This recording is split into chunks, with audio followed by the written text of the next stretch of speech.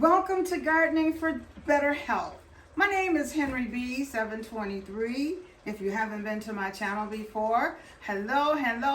We made it to 2024. Aren't we fortunate? I'm excited for a new year and doing some new things in this year along with you. This is a canning video that I'm doing. I'm in the process now of canning up some ground beef, and I thought I would take you along with me. The ground beef came from my butcher in 1 pound wrappers like this. I had a total of 8 pounds that I started with that I'm going to be canning today. So I'm in the mix. I already got some things started because it takes a while to do some canning, and I didn't want to bring you along for each and everything that you may not need to see because you probably already know some things. But the basics I'm going to cover, just in case we have some newbies in the audience that needs to know how to do this step by step. We'll cover it as we work through the canning process. So let's get started. I've already done some prep work. This ground beef I'm going to first put over here in this skillet because I have ground beef over here that I'm about to cook. There's ground beef simmering over here that I'm going to take out. So I'm going to put this over here in this skillet because it's going to have to be cooked partially to make this recipe for the canning jars work. So that's that one over there. And I'm going to take this off because I have to cook these partially. And I needed to get started while I could. I'll do this a little bit longer. It's not quite as round as I want it, but it's almost there. While that's doing that, I'll tell you where I started. I'm using the USDA Home Canning Guide. It's the complete guide to home canning. And this is what I recommend that people use when they decide to do a canning session. This is put out by the USDA. The recipes in here have already been tested and have been proven to be safe when you use them, so that if you follow their recipe, you will not have any problems with things like botulism, with your food not being correctly heated for long-term storage. So that's what I'm using in this book. I'm here on page 5-6 and 5-7. So if you have this book already, you can follow along with me in this book. So that's where we are. It tells us a little bit of everything. If you have a canner, that's great. You have to pressure can meat. You cannot water bath can meat. You have to pressure can it. So that's what I'm using today. The canner that I'm using is my All-American 921, and it works absolutely beautifully. So I do highly recommend that machine, but other ones work well too. So use what you have. And if you don't have a canner already, I do recommend the 921 by All-American. So already I have prepared my meat. It's cooking over there. It's going to be a hot pack method. There are two methods that you can use when canning meat. You can use a raw pack, where you don't cook the meat before you put it in the jars to be canned, or a hot pack, where you do partially cook the meat and put it in the jars. You don't have to cook it all the way because it's going to be in the canner, and the canner will finish cooking it for you. But you need to pre-cook the meat if you're going to do a hot pack method. So you will have hot meat going in hot jars and a hot canner. And that way you won't have any issues with your jars cracking or anything like that during the process. So, hot pack method, that's what we're doing today. I am going to switch this over here And then we're going to talk a little bit more about how I've already pre-prepped some of these things. So we're going to turn this one off. That should be ready by now. Stir it up a little bit first. So with this meat, I put half of it over here, and it's cooked down. In this pan, I put a little bit of olive oil in the bottom of the pan to keep the meat from sticking. And it's cooked down now. So I am going to drain this meat over here into the colander.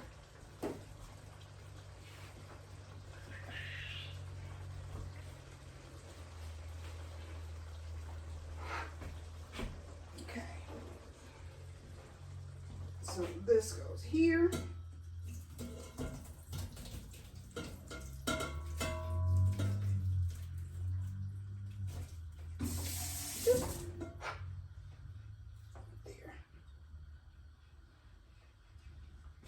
So I'm done with that pan.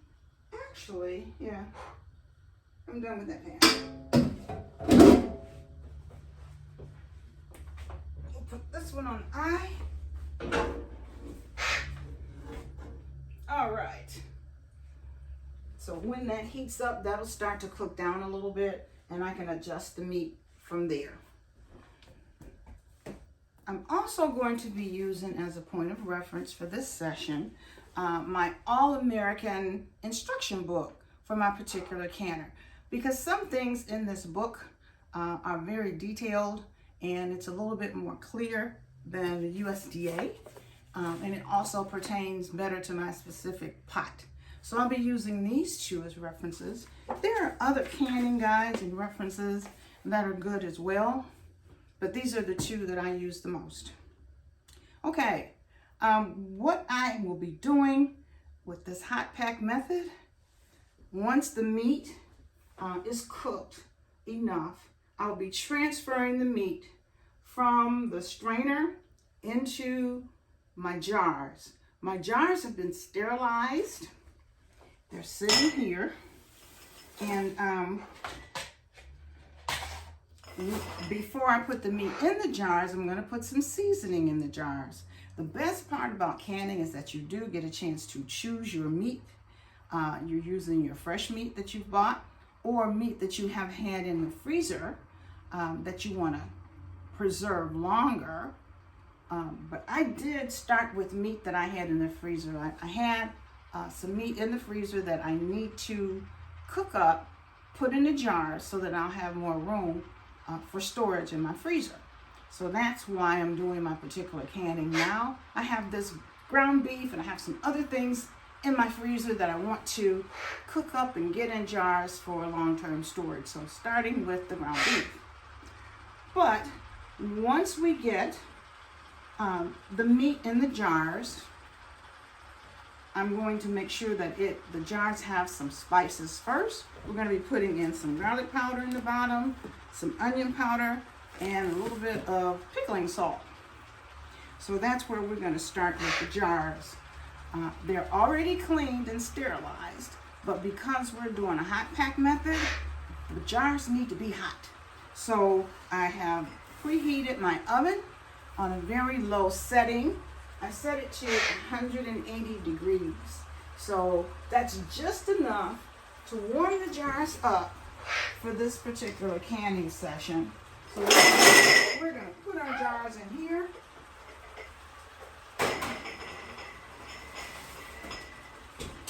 And let them be heating up while we're doing other things.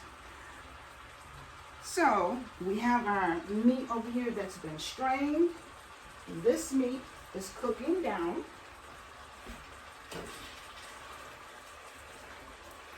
Wow. And that's a lot of meat.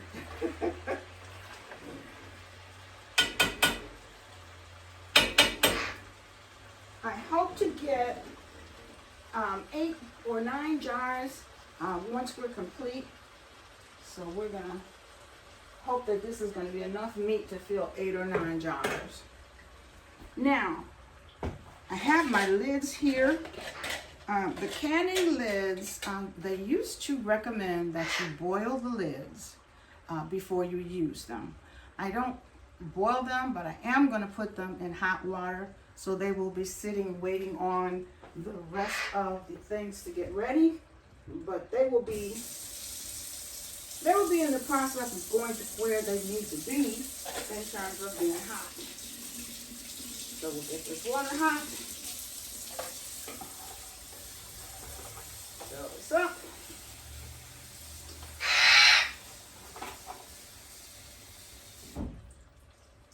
And now these can sit here while these other things are going on. And with the canner, I like the canner that I have. It's real easy to use. To prepare this canner for use, what I have to do, and I've already done it, is I have put 3 inches of water in the bottom of this can. The water is there because you never want to use your canner without water in it, because you don't want it to dry out and burst your jars. I also have put in one of these bases. There's one of these sitting in the bottom, because you never want your jars sitting directly on the bottom of the canner. It will damage your jars and your canner probably. This particular tray is going to go on top, because I'm going to double stack the jars. There's going to be 4 jars on the bottom of the canner, and probably 4 or 5, depending on how much meat we wind up with, on the top. And this is the top layer. We also have some vinegar that I put in the water in the canner. The vinegar is in the water to make sure that if there's hard water, it will keep the hard water from staining your jars. So I've already put 2 tablespoons of vinegar in the canner. Also with this canner, on the top and bottom are both metal. This is metal to metal cookware. And so to keep the lid from sticking, I put a thin coating of Vaseline around here, so that when it turns and it's hot, it'll come off easily and not get stuck. And there's a little bit of Vaseline around this room too. So with the canner, it's got the 3 inches of water. It's got the vinegar in there. It's got the tray at the bottom. We've put the Vaseline around here to keep it from slipping. So all it needs now, is for the meat to get ready, so that we can load up the jars, and we'll have this hot when the jars go in there. So we have right now jars heating up. I'm going to turn this meat.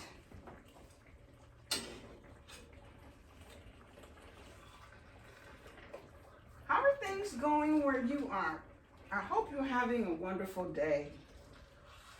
Things are going pretty good here.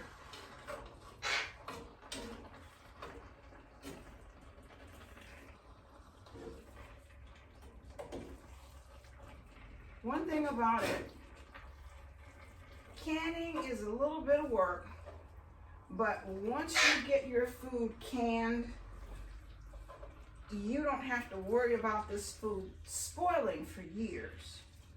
It will preserve your food as long as you get a good seal when you can. As long as your food stays sealed in the jars, it will be good for years. You just have to make sure you check your jars on your shelf periodically to make sure that it's still sealed.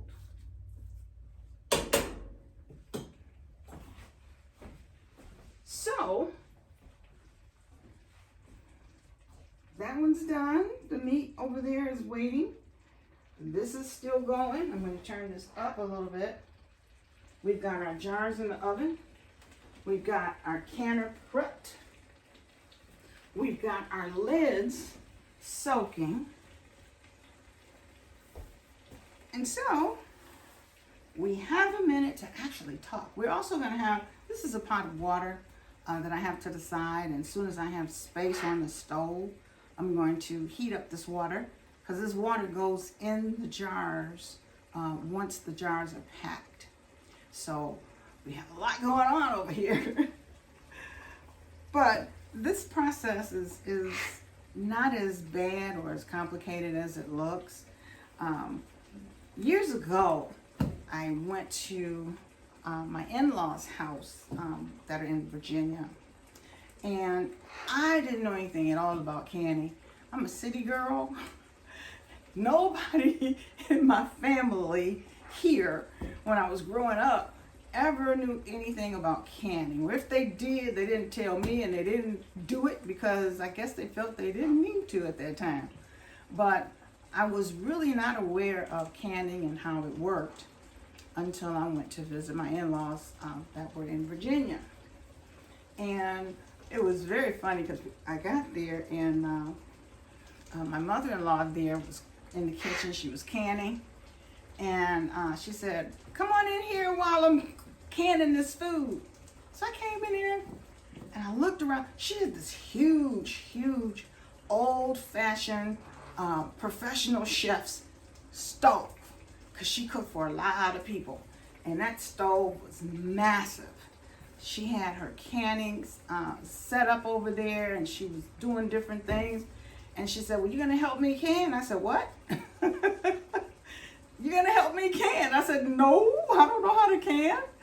And she looked at me and she said, "What? You don't know how to can?" I said, "Oh, no, I don't know how to can. Nobody in my family cans." And she didn't say it out loud, but I know she was thinking, that's what's the matter with your city folk. You don't know how to can or do anything productive. That's how her personality was. But she didn't say it out loud because she didn't want to hurt my feelings. But I could hear it rolling around in her head from the look that she gave me, right? And so I watched her finish her canning session. She was canning chicken, and she was canning ribs. And I remembered that from when I saw it. I came home, and of course, I made no attempt. No attempt to try to can, because it looked like it was working. I didn't have that much time. I had 2 jobs at the time and family and whatnot. And it was like, no. I can't be bothered with that. That's too complicated. But fast forward to a couple years ago, when things changed here, and the pandemic hit, and everybody had to stay in the house, and I was having a fit because I couldn't go to work on either job, and there was nothing to do in the house. After you clean the house, what is there left to do? Nothing. And I really hadn't gotten into gardening at that point because I didn't know how to garden. And so I said, well, I need to find something productive to do so I don't lose my mind, because I can't do nothing. I had never learned really how to relax and how to do nothing. So that was not a good thing for me. It was not a good place for me to be.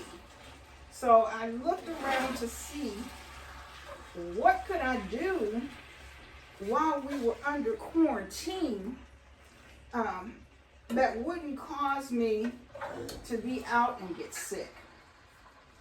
And so I started investigating gardening. I always had thought of gardening was a wonderful thing. It's just something that other people did because they had time and I didn't. But at that point, I had nothing but time. So I started doing some investigation, and I started learning how to garden. And then once I learned how to garden, I said, well, if I grow all this food, where am I going to keep it? because you can only put so much food in the freezer. And food only keeps so long in the refrigerator. So how do you store it? So I started investigating how to store vegetables and how to store meats and other things long term.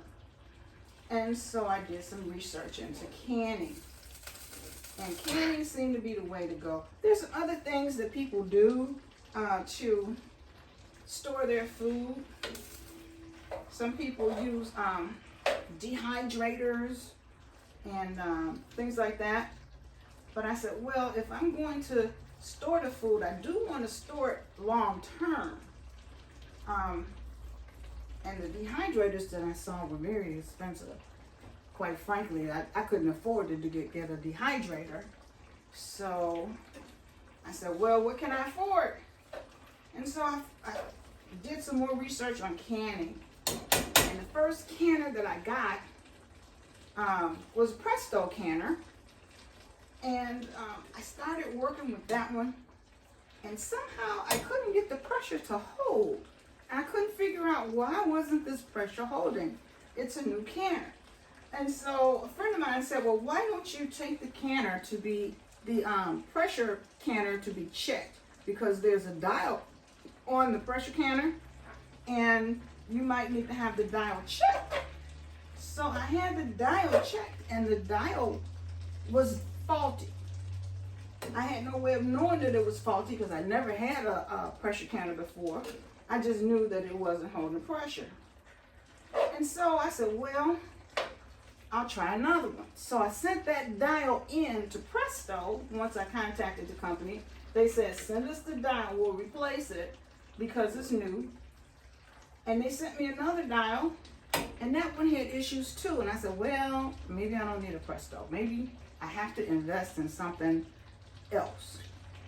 And so that's when I started doing some more research, and I found out about the NAN 21 from All American. And I said, well, that's expensive, but if it will hold pressure so that I can store my food, I'll make that investment.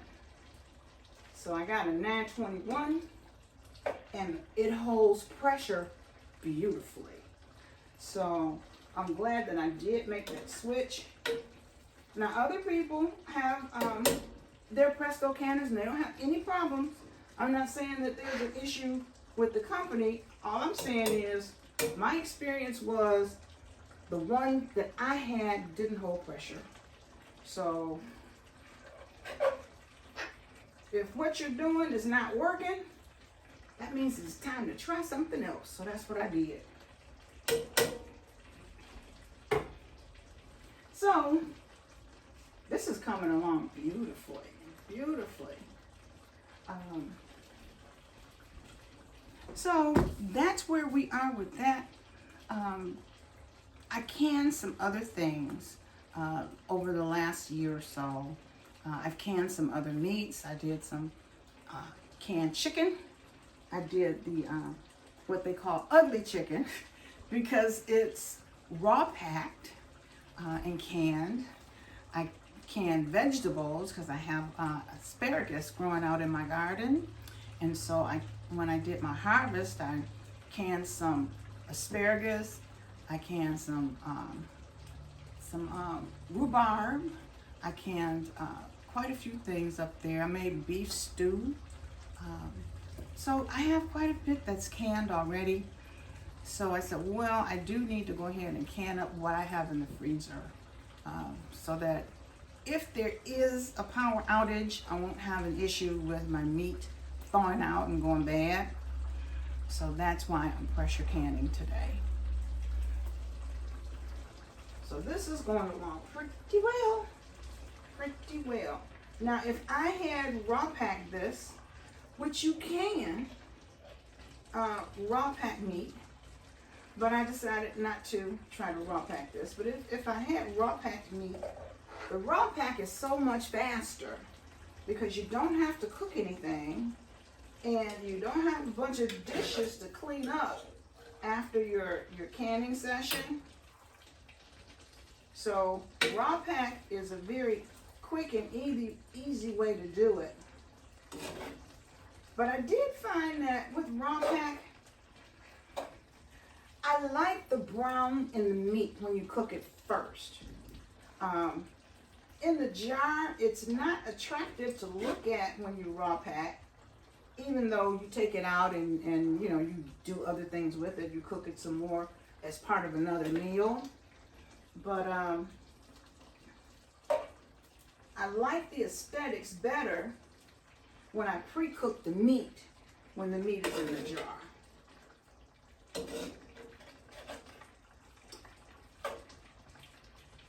Oh, that's coming along very well. That'll be ready to take out in a couple minutes.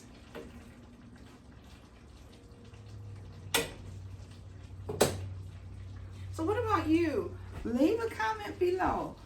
Do you can foods at this particular time? If so, what are you canning? What have you canned? What are you going to can? And if you're new to canning, I'm glad that you decided to start. Once you get started and you get the flow of how things go, it can almost become like an addiction. I know I have a lot of canned jars of things that I have stored, and sometimes it's a good way to do something productive when there's nothing to do and you want to do something productive. And so oftentimes if you're canning things, you can can things for yourself, you can can things for other people, and they will really appreciate it if you do. So oftentimes people will share. They'll buy things like, they'll buy a whole cow together. And once the cow goes to the butcher, they split the meat, and they also split the cost of the cow. And then they can it up. And so one person gets half the cow, the other person gets the other half, and everybody is set for meat for a while. So this is something you might consider. Your local farmer is a good person to get to know. Before the pandemic, I really didn't know any farmers, and that was a shame, but I didn't. And so I have met quite a few farmers in my area, and I have been able to buy some things directly from them. It's not a whole lot cheaper if you're getting like a grass-fed cow. It's not a whole lot cheaper, but there is a small savings, and you're getting fresh meat. You're getting meat that you know where your meat came from. You know that your animal has, that their animals, according to them, have not been given chemicals that a lot of these other animals are getting. It's very appalling to me because these days you go in the store and they actually have what they call impossible meat. And I am told that the impossible meat is not real meat. I've never bought any. I don't know what it tastes like. I just know that it exists and I don't want any. So I'd much rather work directly with my local farmer, and that way I know that the meat that I'm getting is actually real meat. So there are a lot of ways to do the same thing. With the cow, that's a lot of meat. I've purchased a half cow before and split it. That's a lot of meat. And then sometimes people will buy a whole pig if they like pork. They'll buy a whole pig and split it with somebody. And pig is not as much meat as a cow, but it's a significant amount of meat. So you really have to make sure that you have some place to put it once it's time for you to pick it up. And you also have to make sure that you store it properly so that you will wind up getting the most out of your purchase. So that's where we are here. All right.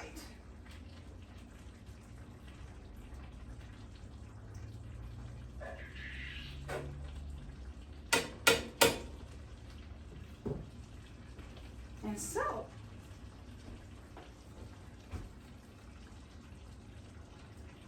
we've got that done. This meat is just about ready. I'm going to move this pan because right now this pan is in the way.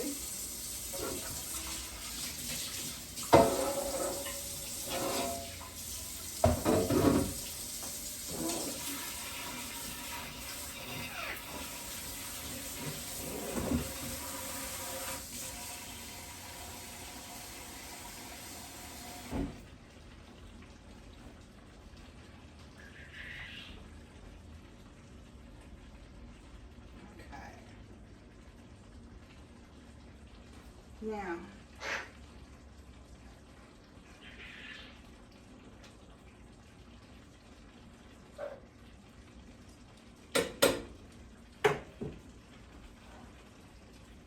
all right.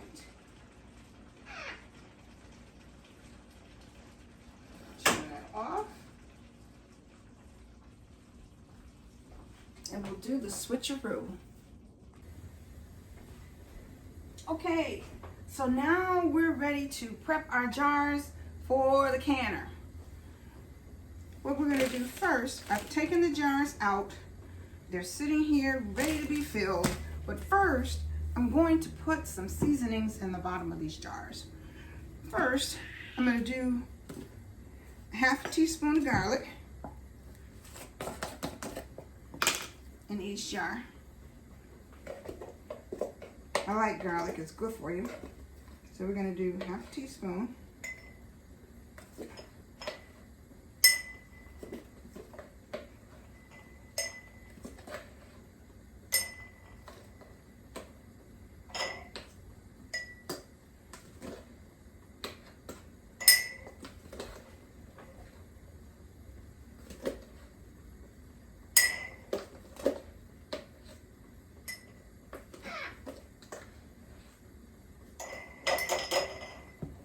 I have more jars set out than what I think I'm going to need, but just in case I'm short, I'm going to do each jar.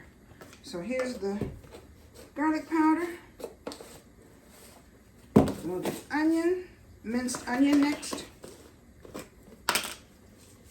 Half teaspoon.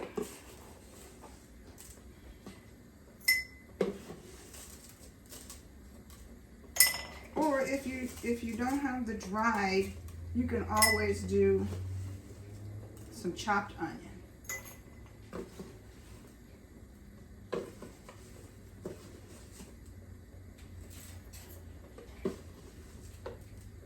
And same thing with the garlic. If you don't have the powdered garlic, you can always do the chopped cloves.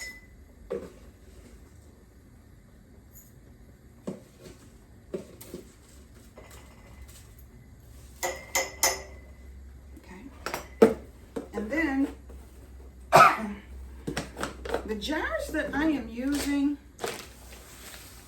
these are pint-sized jars. You could do the recipe different if you were doing a larger jar, which would be a quart. But for me and my family, I'm only using the pint size because we don't use a whole lot at one time. And if we need more than what's in the pint, we can always just open two.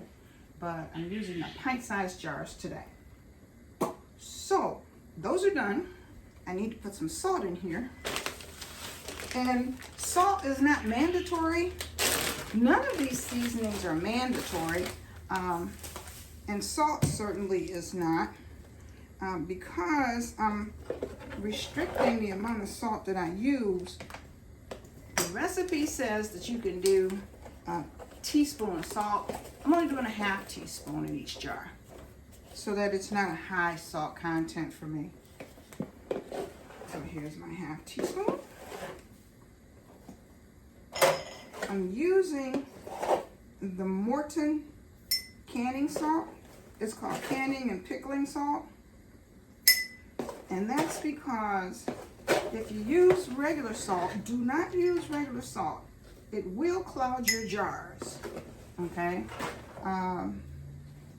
So they make canning and pickling salt specifically so that you can put these in your canning jars and it not cloud your jars. So, half teaspoon.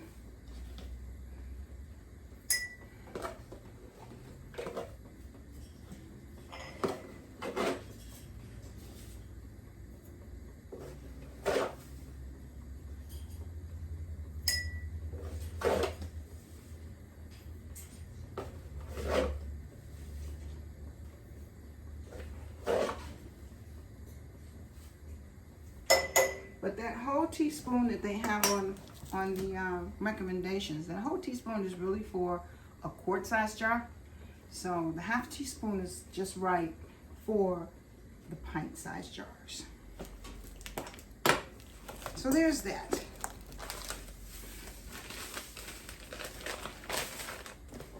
I keep my salt in here because there's a little hole in the bottom of that box. And I don't want to have salt all over my cabinet, so it goes in a plastic bag. All right. So now these are ready for the meat.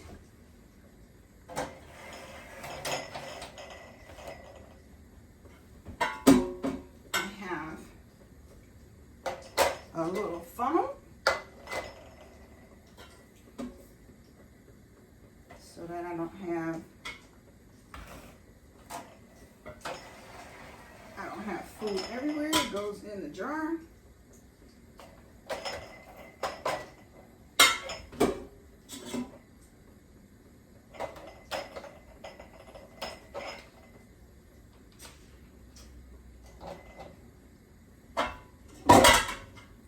This one, I'm gonna move it away.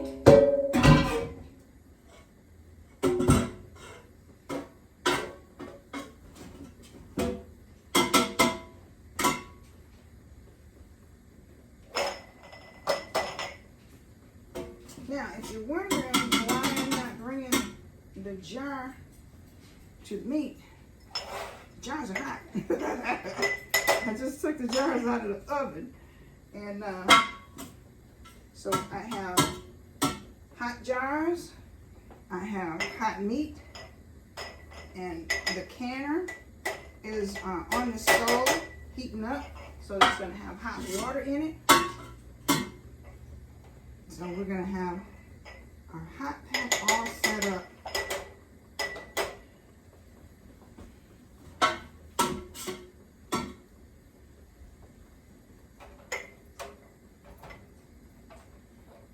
And the good news is I have this pan under the jar still, so that if I spill any, it goes in the pan, hopefully.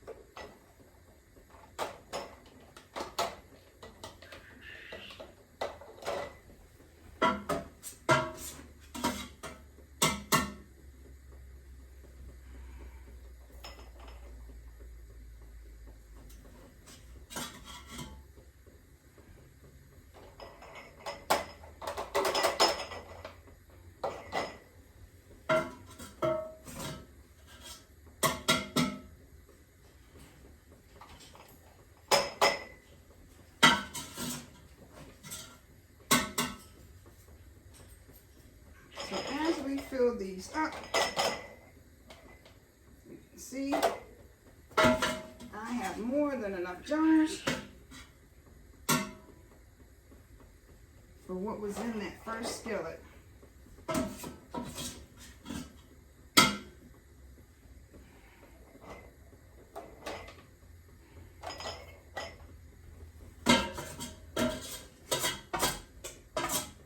it's interesting because it says my jars holds about a pound of meat. Well, that's not true because I started out with 8 pounds. And I've got 1, 2, 3, 4, 5, 6, 7, 8, 9, 10 jars. And I still got a whole pan full of meat over there. So,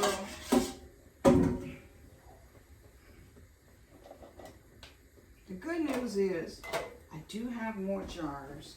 So after these jars come out of the canner, I'll be able to do a second batch with the meat that I have in the skillet.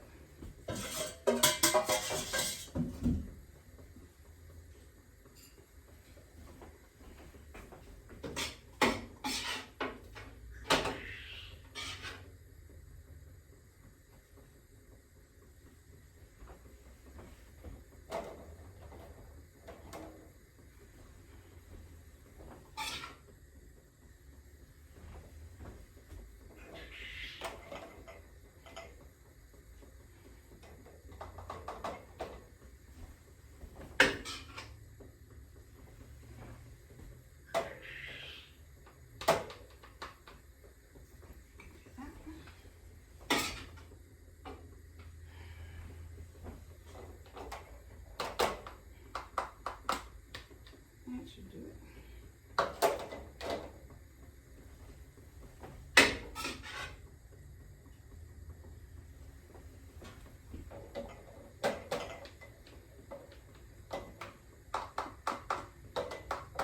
Okay, so let's see what we've got now.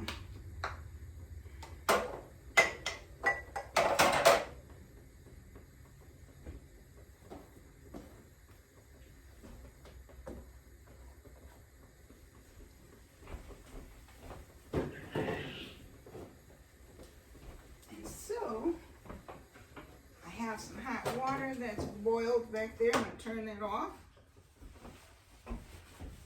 Dropped a little bit on the floor.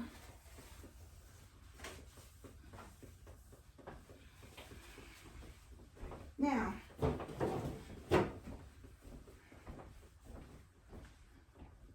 this boiling water, I'm going to switch and put that boiling water pan in the sink.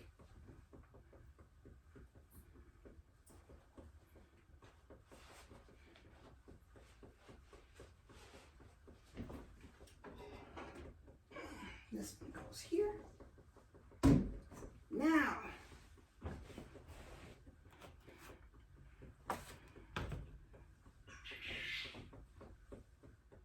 all right, I am going to use, I'll use this other one so that I can easily ladle the water in there.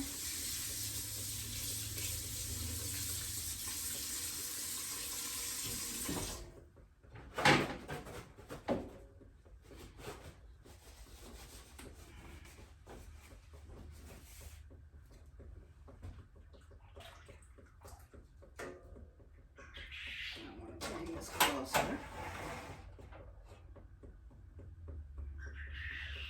Here we go. Now, with this jar, we want to fill the water up so that it leaves a 1-inch headspace. And when it says 1-inch headspace, you see these rings here?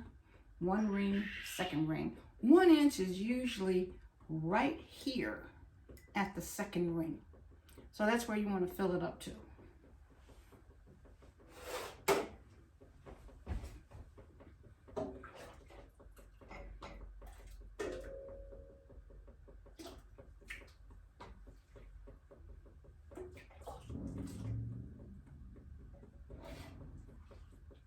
All right. With this recipe, it says that for the liquid, you could also use beef bouillon instead of water. Well, I read the bottle on the beef bouillon, and the one that I have says the beef bouillon has 916 milligrams of salt in it. So that's too much salt for me in my jars, especially since I already put salt in it. So I'm not using the bouillon for that reason. It'll be just fine with the little bit of salt that I put in it without the bouillon. And with it having the garlic and the onion, it will give it a really nice flavor when it comes out. There are a lot of different ways to use ground beef. Basically, what I use it for is, I use it for tacos. I use it for spaghetti. I put the meat over the spaghetti. And that's basically how I use my ground beef. Now, when I'm not canning it, I use ground beef for meatloaf. But I can't use this that I'm canning for meatloaf.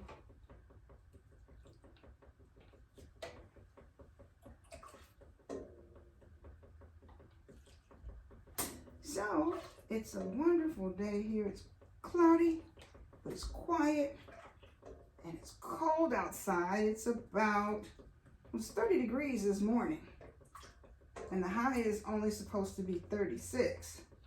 So,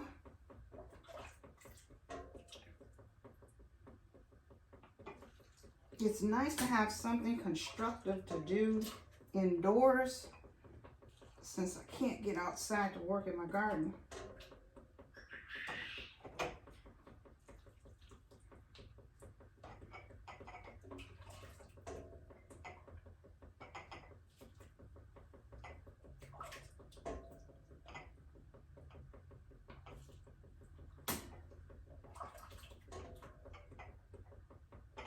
As it's going to be cold the rest of the week, I will probably can a couple more things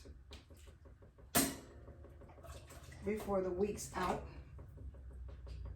But I wanted to take you with me on this one because the ground beef is easy to do, and something that you might look at doing this month is January.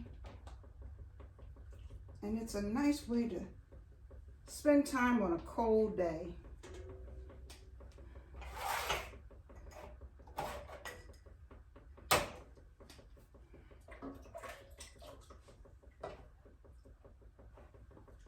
Now, if something happens and you accidentally overfill your jars, it's perfectly fine to take out the excess.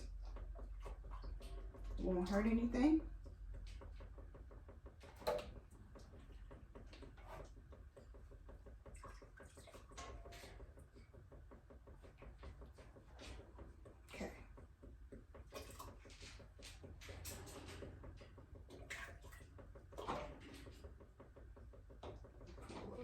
Here.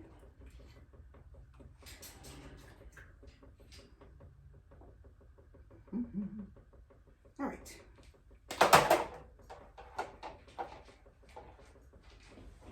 This is my debubbler. It's a little tool that we use in canning to do two things. This measures the head space from the food to the top of the jar. Okay, and that's from there to there is 1 inch. This also is used to get the bubbles out before you seal your jars up. You want to get the bubbles out so that the bubbles, if there are bubbles in there, it could interfere with you getting a good seal. So you want to debubble any jars that you have before you put your lids on.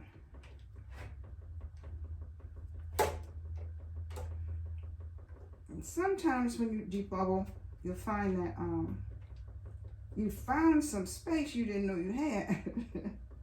And it works fine. All right. These are debubbled.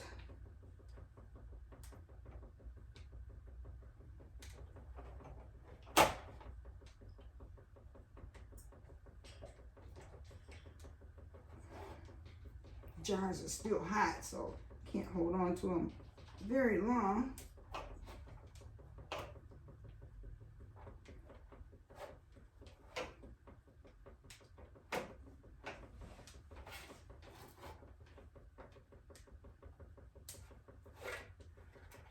There we go.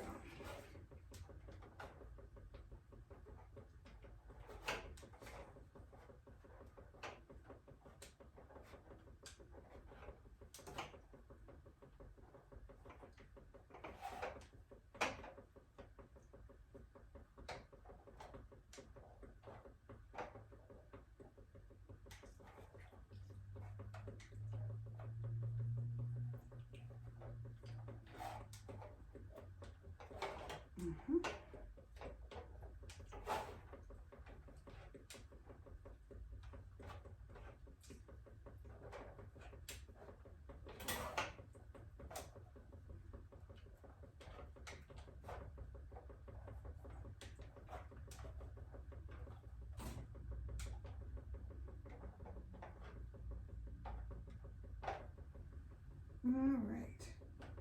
Well, they look about right. Yep. Now that you got your seasonings in the bottom, you've debubbled it. If you're following along with me, it's been debubbled. So the next thing to do before we put our lids on is we need to clean the rims of these jars. I have some vinegar here, and I'm going to use a piece of paper towel to go around the rims of each jar so that if there's any grease or anything on the rims, it'll take it off, and that way it does not interfere with the seal.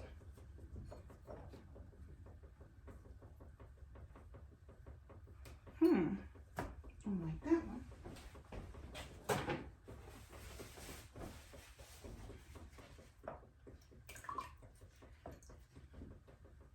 Do that one again.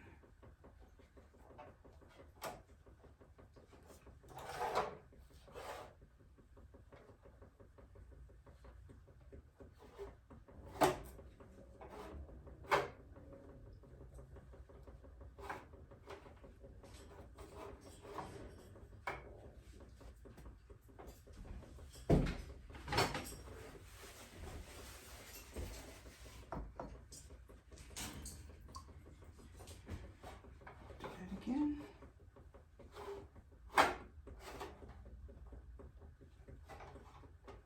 Well, we're coming around the mountain. We're getting close to the end here.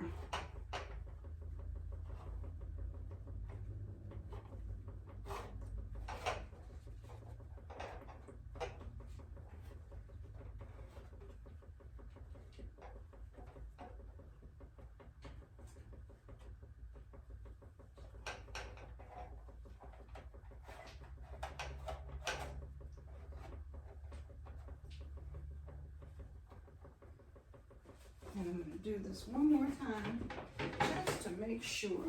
The last thing we want is for there to be a problem with it sealing after all of this work. So I'm going to do it one more time.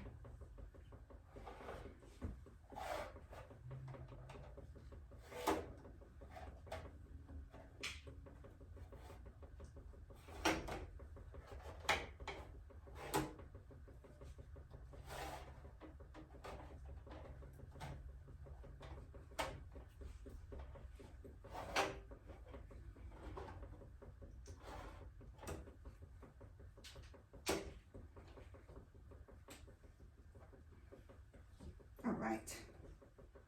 Now, this is our lid tool. What this does is it allows you to pick up the lid without using your finger to hold it.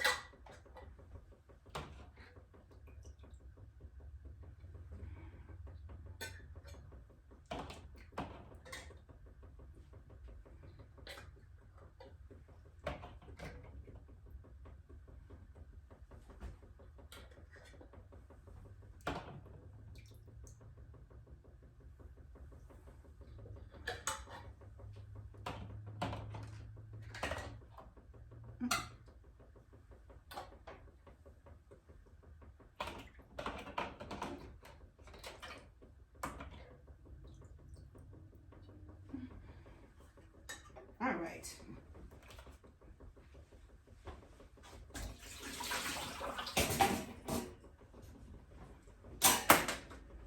Now, all that's left is the rings. Just twist this ring on here. And it goes just fingertip tight.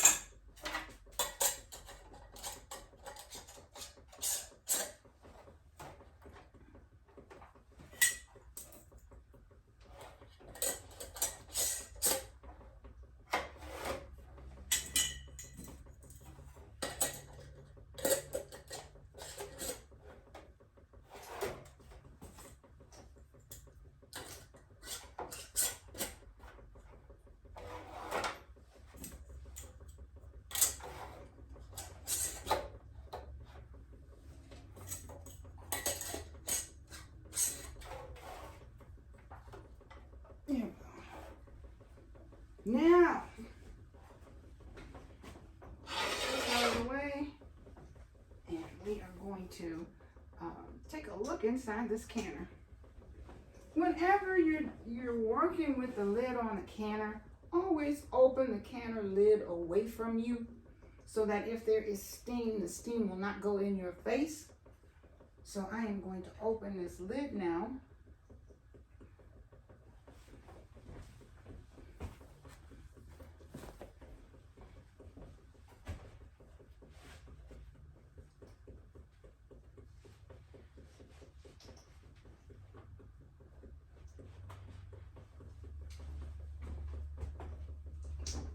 Away from my face. There.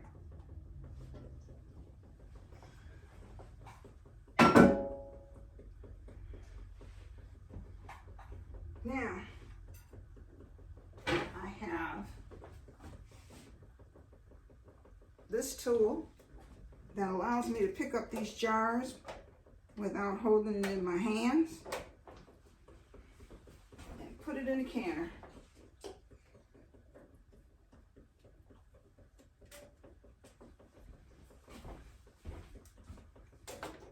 Now, these tools are very handy to have. They're really essential because you don't want to hurt yourself.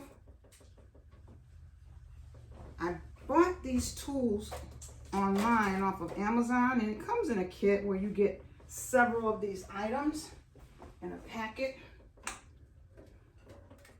So I would recommend, if you're going to be canning, or if you do can, that you invest in the little kit so you don't get hurt.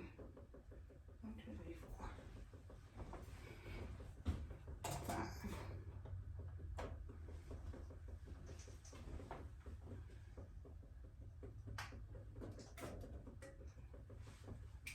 In the bottom of this canner, I have a tray like this that I set the cans on top of.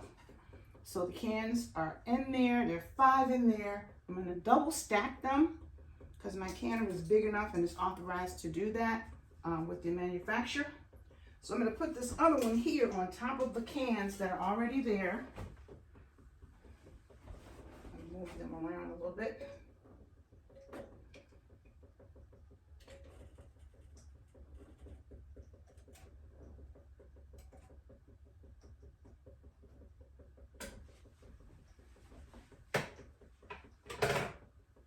And I'm going to sit this lid on top of them, and now I can put the other 5 in there.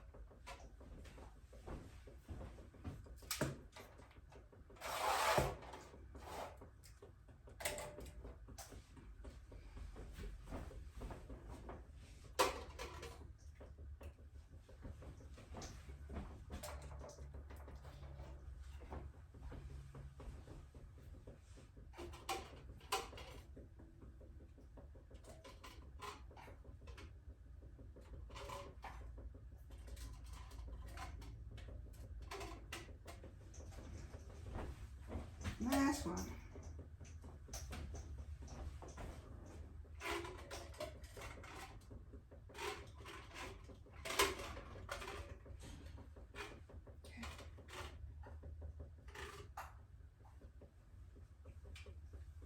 All right. Now we have our lid that goes on, and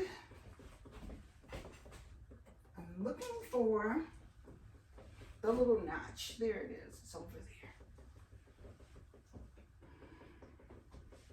This lid has an arrow here to tell me where to put it on that notch. Also, before you use the canner, you always want to make sure that you check to make sure that this vent is clear. There's nothing blocking it.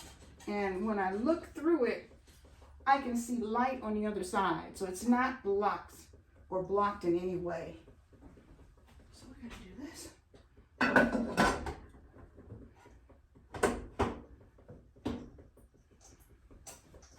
Okay.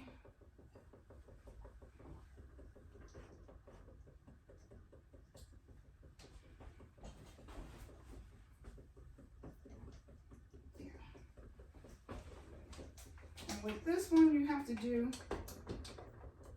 it's got these screws, and you want to pull the opposite sides together.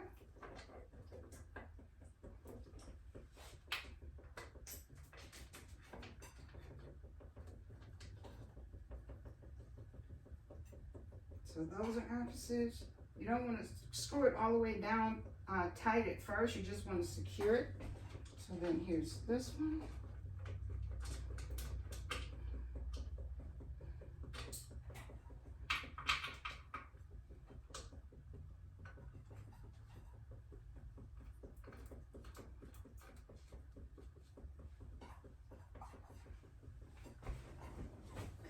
Other opposite side.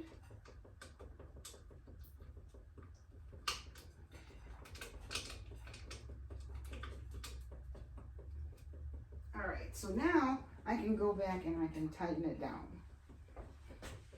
Now that they're all up. 1, 2, 3.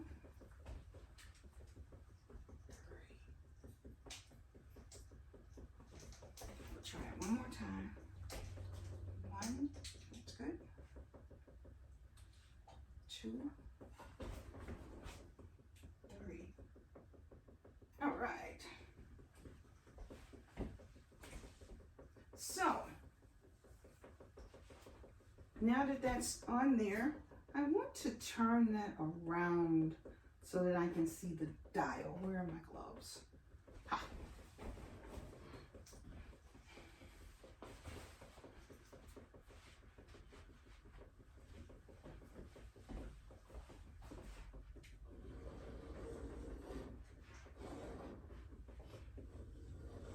I'm lifting as I turn it because it's very heavy. And I don't want to mess up the stove. All right. Now, that dial, you can see the dial now, and it's on 0 for pressure. It's going to go all the way up to 10 pounds of pressure when it's ready. But first we have to let it vent. We're going to turn this up so that the water can come to a boil fairly quickly. And once it starts to boil, it'll start to vent. You'll get some steam coming out of this hole here, this vent. And once it starts to vent, it has to vent for 10 minutes. During that vent time, what it's doing is it's pushing all of the air out of the canner so that it can start the process of canning. So we're gonna let that come up to where it vents. We'll be venting in a minute.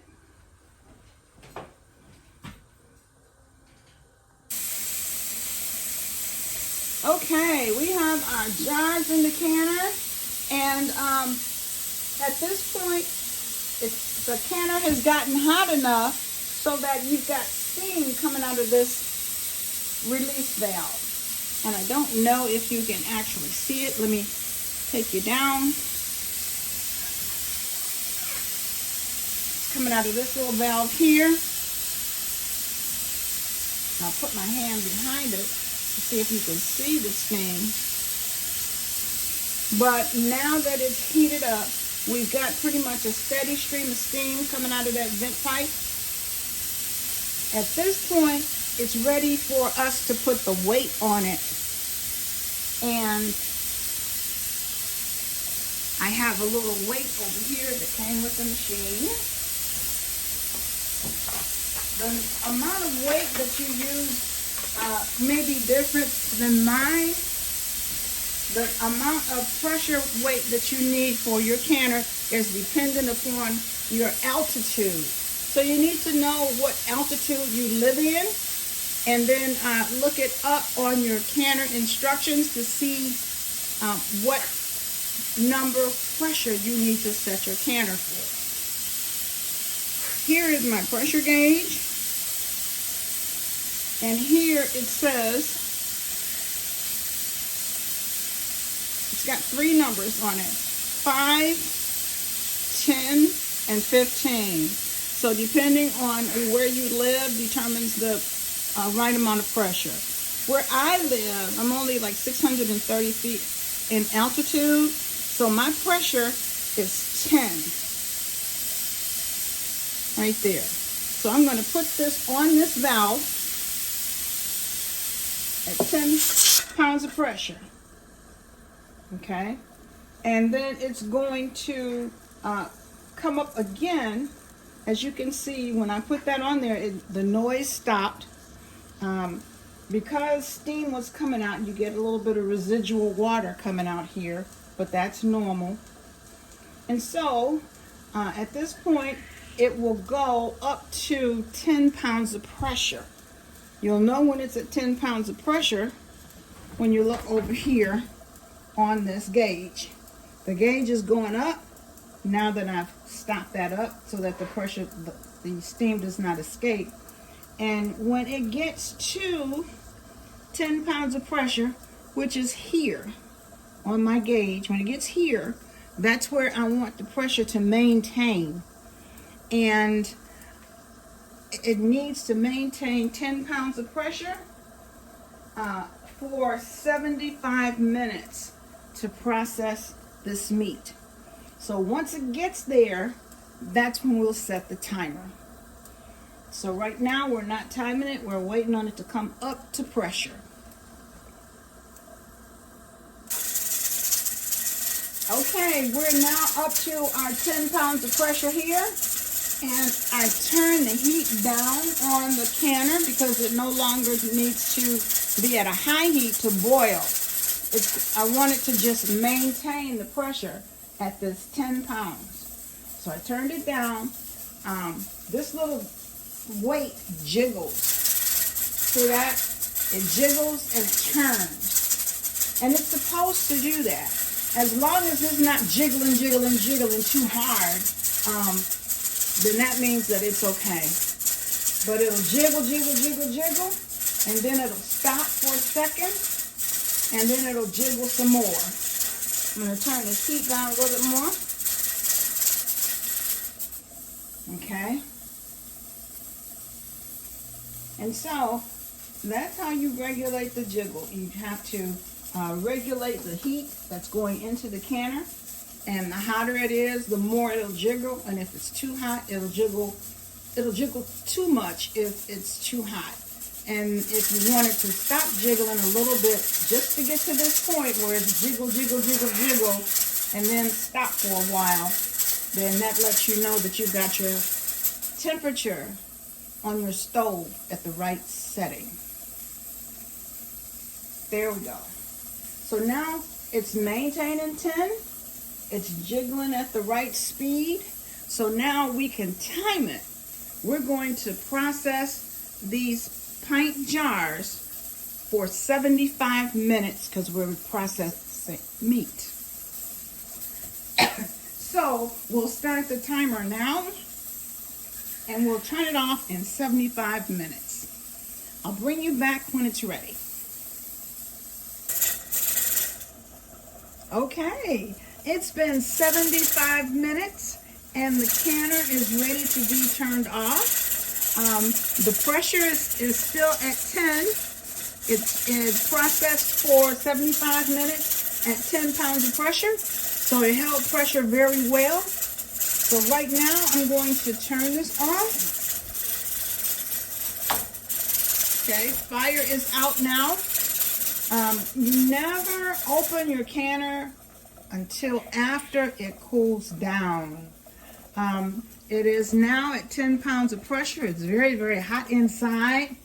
Now that the fire is turned off, the pressure will slowly go down to 0 here. You cannot open the canner until after the pressure has gone down to 0. And you've given your cans a chance to cool down. So as this gets down to 0, according to my canning instructions, I have to wait for 2 minutes before I attempt to open the top of this canner after it has gone down to 0.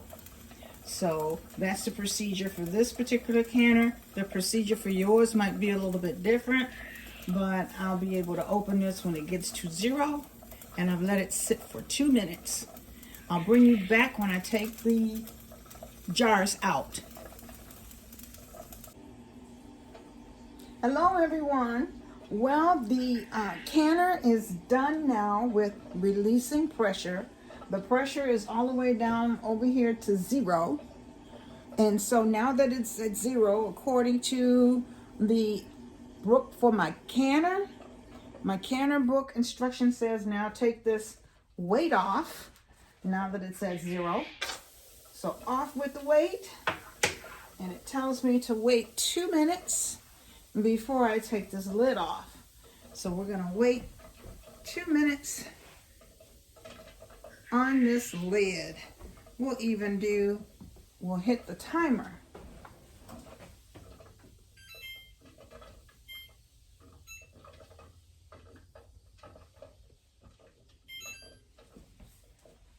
So while that's counting down, I'm going to recap what we have done today. We have canned 10 jars of ground beef. And it's been an interesting process. Everything went well. We did a hot pack method where we actually browned the meat before we put it in the jars. We seasoned the meat. We put in some seasoning in the bottom of the jars, and then we put the meat in, and then we put water in to 1-inch headspace in the jars. We debubbled the jars.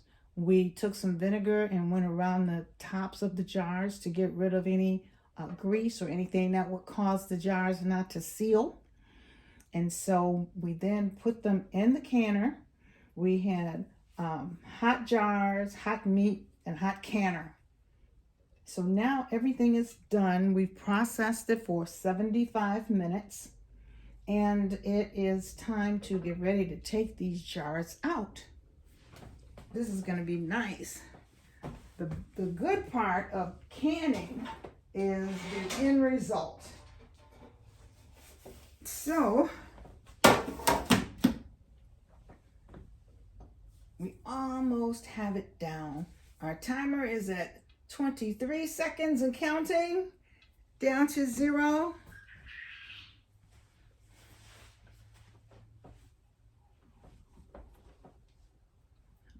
This is the exciting part. I can hardly wait to take this lid off and take the jars out and see what we have. I think everything went well.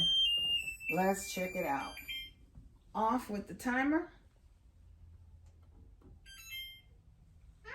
All right.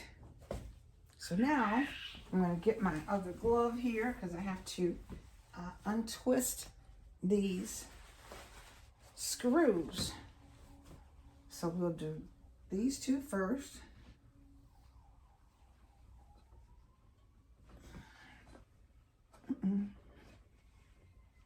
There.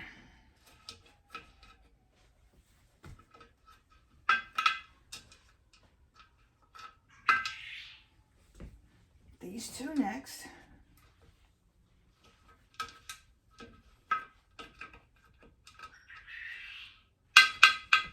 And these two last.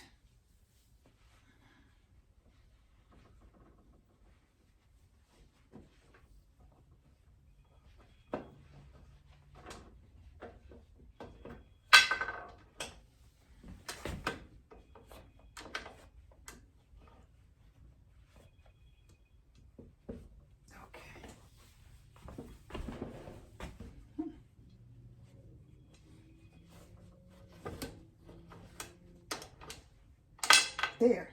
Now, whenever you are opening a canner lid, always open the lid away from you because there's so much steam that has built up inside this canner.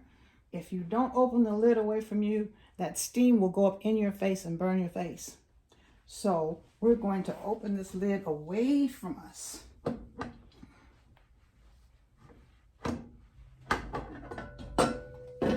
There.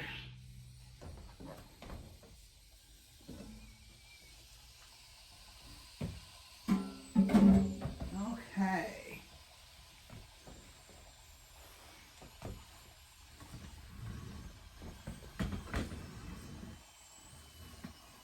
Can you see those jars in there? I'm going to grab my jar lifter.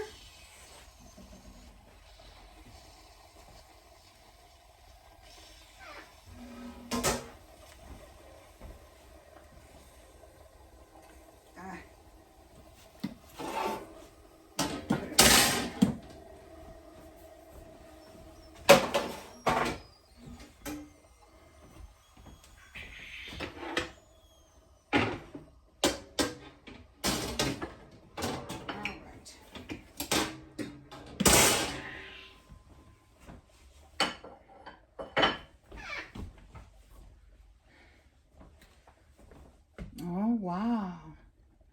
Lots of bubbling going on in there. Let me show you.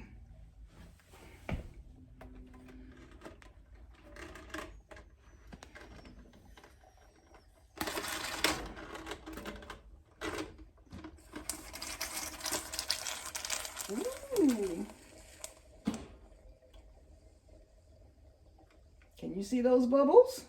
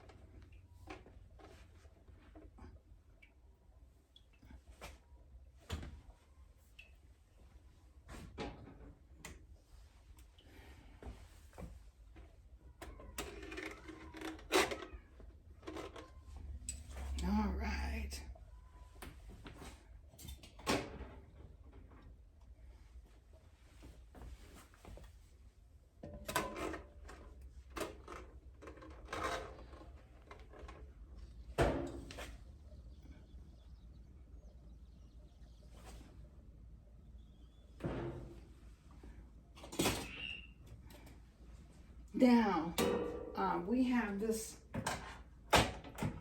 can lid to move, and I am going to move that with a knife. Let's see here. Question on camera. There we go.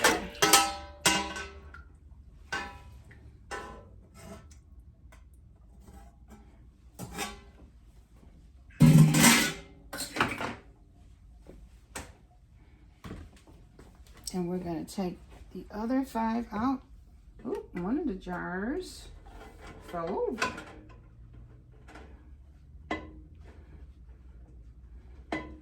It's down in there sideways. We'll have to get that one last.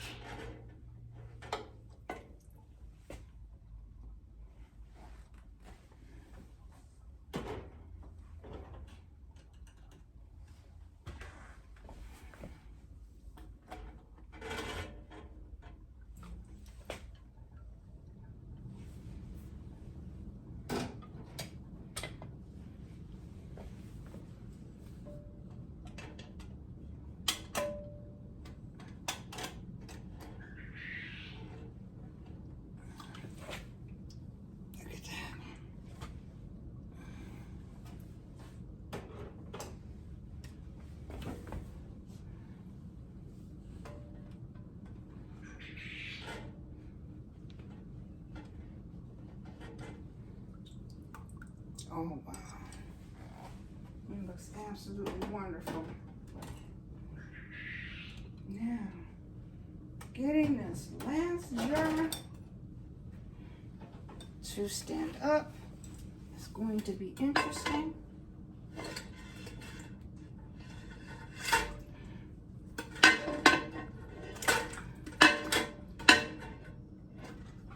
Okay, now it's standing up.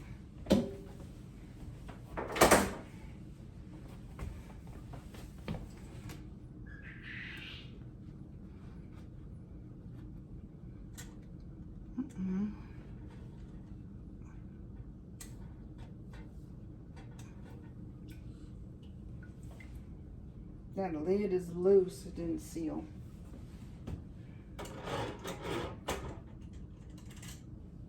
So we'll leave it.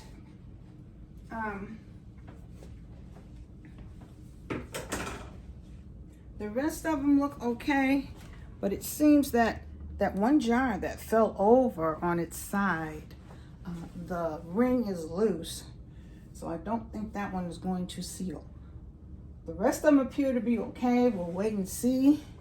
At some point they will start to ping, and if they ping and they seal, then we'll be able to wait 24 hours and put them on the shelf. So that's it for today. It's been an interesting journey. We've got all 10 jars out of there, and they're bubbling, and I just have to leave them alone for 24 hours, and we'll be able to, from there, wash them off on the outside and put them away. Well, thank you for going with me on this journey. I appreciate your stopping by. Like, share, and subscribe, and I will see you in the next video.